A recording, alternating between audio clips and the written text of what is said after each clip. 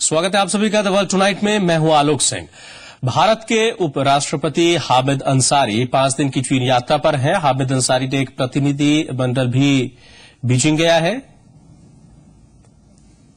चीन में उपराष्ट्रपति अंसारी वहां अपने समकक्ष ली युआनचू के साथ द्विपक्षीय बातचीत करेंगे और पंचशील समझौते की 60वीं वर्षगांठ पर आयोजित समारोह में भी भाग लेंगे।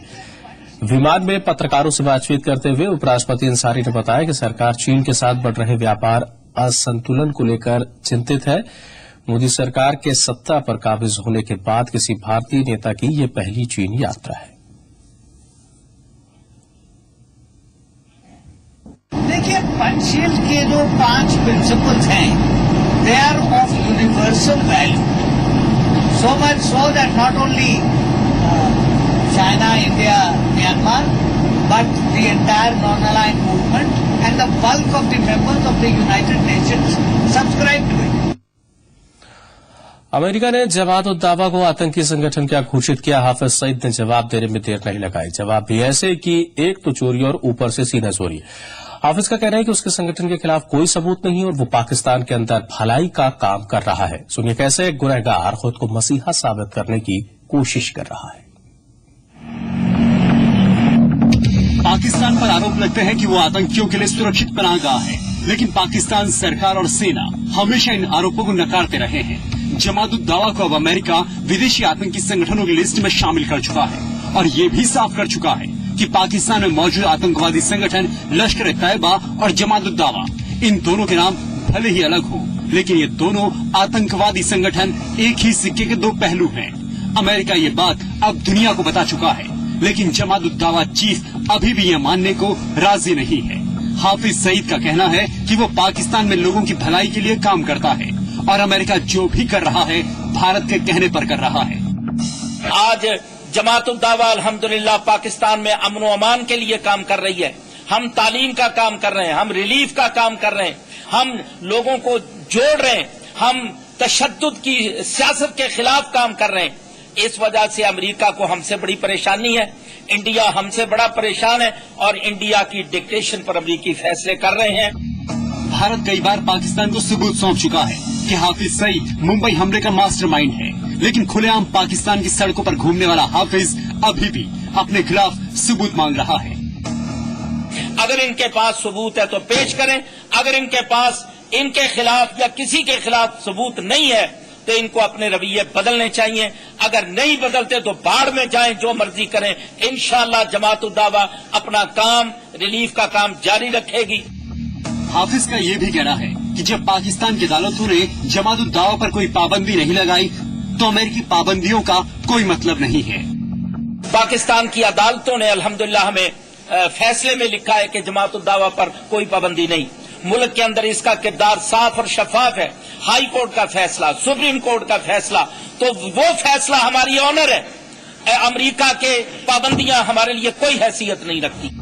अमेरिका ने जमात उद दावा के साथ साथ लश्कर तैयबा से जुड़े पाकिस्तान के 3 और संगठनों पर भी बैन लगाया है। यानी अब अमेरिका अपनी जमीन या अपने अधिकार क्षेत्र में आने वाले इलाकों में जमात उद दावा और उससे जुड़े आतंकवादियों की संपत्ति जब्त कर सकता है। जमात उद दावा का पालन पोषण पाकिस्तान में हो रहा है, लेकिन उसकी हरकतों ने सबसे ज्यादा भारत को परेशान किया है। भारत ने 2008 में मुंबई पर हुए आतंकी हमले के बाद जमात उद दावा को बैन कर दिया था। संयुक्त राष्ट्र ने भी उसी साल जमात उद दावा को अंतर्राष्ट्रीय आतंकवादी संगठन घोषित किया था, लेकिन पाकिस्तान ने आज तक इस संगठन के खिलाफ कोई कड़ी कार्रवाई नहीं की और शायद यही वजह है कि हाफिज सईद आज भी अपने ऊपर लगे आरोपों को झुठलाता हुआ खुलेआम घूम रहा है।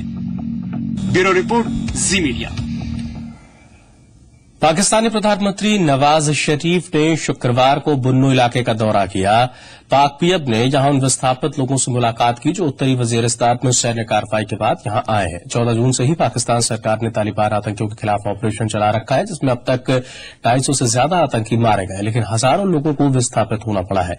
नवाज शरीफ ने इन लोगों को भरोसा दिया कि मुश्किल वक्त जल्द ही खत्म होगा। कराची एयरपोर्ट पर हुए हमले के बाद आतंकियों के खिलाफ पाकिस्तान सरकार ने सख्त रुख अपनाया हुआ है। हुकूमत और फौज मिलकर आपकी मुश्किलों को आसान करने की कोशिश कर रहे हैं और हमें उम्मीद है कि बहुत जल्द ये मरला, ये मुश्किल का मरला जो ये खत्म हो जाएगा। आप इंशाअल्लाह बिल्कुल अमन के साथ दोबारा अपने घरों को वापस जाएंगे। और हम चाहते हैं कि यहाँ पर भी आपको जो है वो सहूलतें मुयस्सर हों, और फिर जब इंशाअल्लाह आप जाएंगे तो वहां पर भी आपके घर दोबारा तामीर किए जा सके।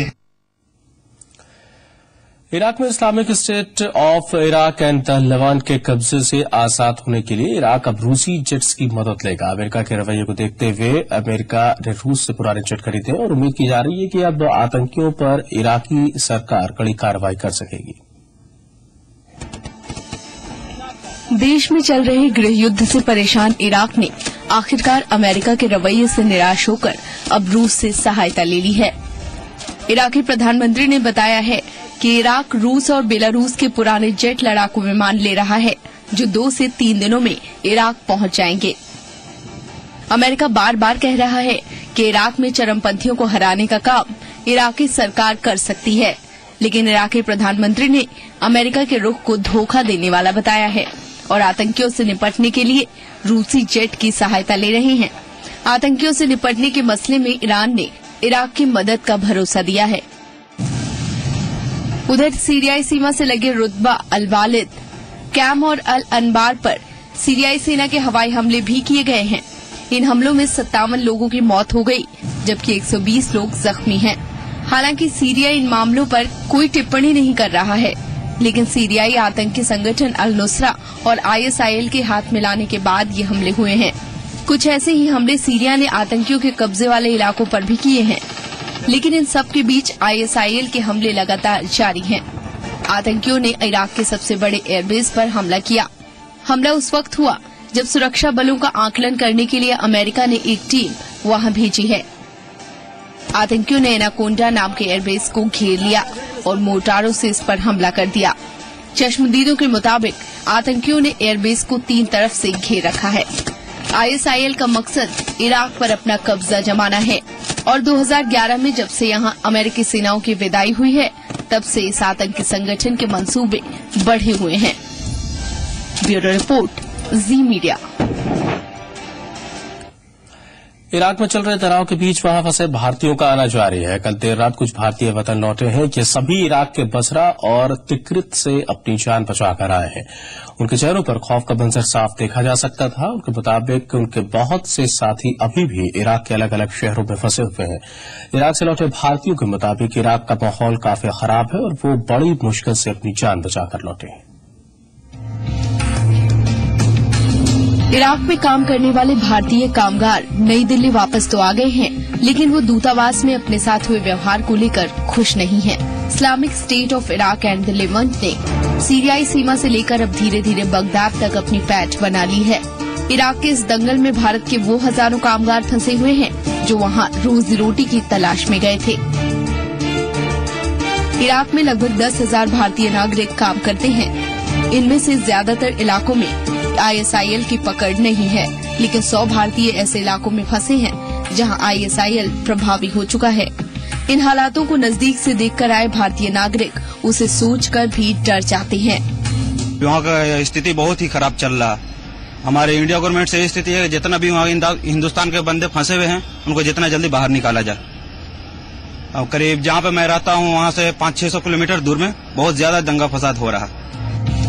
वहीं एक और भारतीय नागरिक ने बताया कि दूतावास से भी ज्यादा मदद नहीं मिल पा रही।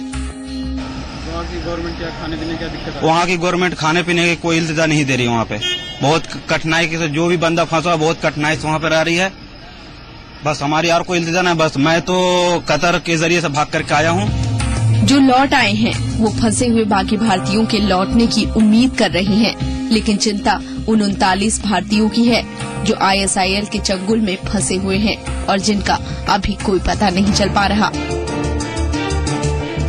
ब्यूरो रिपोर्ट, जी मीडिया।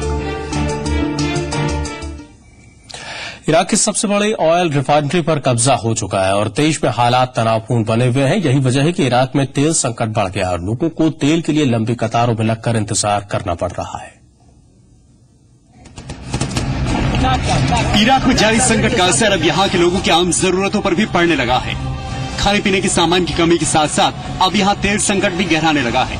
कई देशों को तेल बेचने वाले इराक के अंदर को तेल के लिए लंबी कतारों पर लगकर इंतजार करना पड़ रहा है।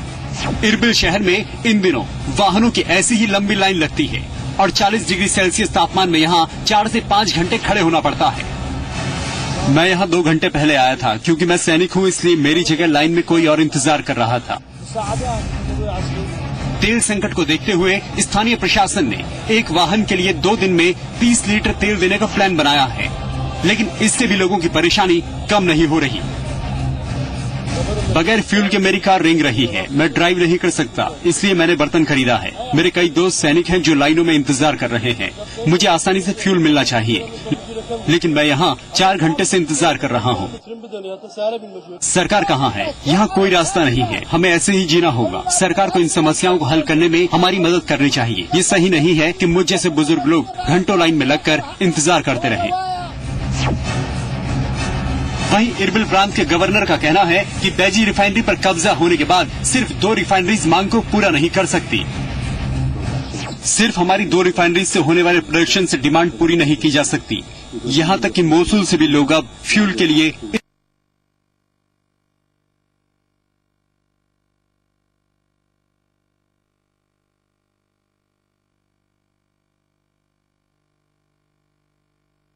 स्थिति और खराब हो सकती है। ब्यूरो रिपोर्ट, जी मीडिया। अफगानिस्तान में राष्ट्रपति चुनाव के नतीजों का इंतजार हो रहा है। 14 जून को दूसरे और निर्णायक दौर के लिए वोटिंग हुई थी और मुकाबला अब्दुल्ला और अशरफ घानी के बीच है, लेकिन शुक्रवार को एक बार फिर अब्दुल्ला के समर्थकों ने राजधानी काबुल में राष्ट्रपति भवन के बाहर रैली निकाली। इनका आरोप है कि चुनाव में जमकर धांधली हुई है। 1 हफ्ते पहले आरोपों की वजह से अब्दुल्ला ने अपना नाम चुनावी रेस से वापस ले लिया था। अब्दुल्ला ने अपना नाम वापस देने के पीछे की वजह जातीय विवाद है। इसके चलते राष्ट्रपति करजई पर आरोप है कि वो अशरफ घानी का समर्थन कर रहे हैं। संयुक्त राष्ट्र ने भी अब्दुल्ला से अपील की है कि दोबारा से चुनाव की प्रक्रिया में हिस्सा लें।